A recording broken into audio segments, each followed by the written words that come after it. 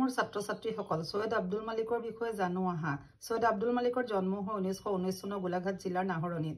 তেওঁ অসমীয়া গল্পৰ উপন্যাস সাহিত্যলৈ নতুন তৰংগ কঢ়িয়াই আনিছিলে। তেওঁ গল্প সম্ৰাট বুলি কোৱা হয়। গল্পকাৰ আৰু ঔপন্যাসিক হোৱাৰ বাবে তেওঁ কবি হিচাপে অল্প চৰ্চিত, কিন্তু তেওঁ কবিতায়ো আমাৰ সাহিত্য বাৰুকৈ সমৃদ্ধ কৰিছে। তেওঁ একমাত্ৰ কবিতা পুথিখনৰ নাম হৈছে বেদুইন। অসমীয়া আধুনিক কবিসকলৰ প্ৰথম পৰ্বত তেওঁ গুৰুত্বপূৰ্ণ বৰঙণি যোগাইছে। তেওঁ কবিতাৰ শব্দত হুবহু সুষম আৰু অৰ্থৱহ ব্যৱহাৰ দেখা যায়। তেওঁ অঘৰী আত্মাৰ কাহিনী নামৰ উপন্যাসখনৰ বাবে সাহিত্য অকাডেমী বঁটা লাভ কৰে। সূৰুযমুখীৰ স্বপ্ন তেওঁ আন এখন বিখ্যাত উপন্যাস। তেওঁ গল্প উপন্যাসৰ ভাষাটো এক কাব্যিক আয়তন দেখা যায়। গল্প উপন্যাসৰ পৰা জেতুকাপাতৰ দৰে মমতাজ আদি চলচ্চিত্ৰ নিৰ্মিত হৈছে।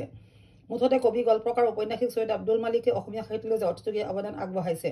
তেওঁ আন ৰচনাৰাজি হ'ল পৰশমণি, আধাৰশিলা, মৰহা ফুল, ৰূপতীৰ্থৰ যাত্ৰী, ধন্য নৰধেনুভাল, স্বাক্ষৰ, ছবিঘৰ, ৰঙাগৰা, ৰজনীগন্ধাৰ চকুলো ইত্যাদি। তেওঁ 1977 চনত অসম সাহিত্য সভাৰ অভয়াপুৰী অধিৱেশনৰ সভাপতি অলংকৃত কৰিছিলে।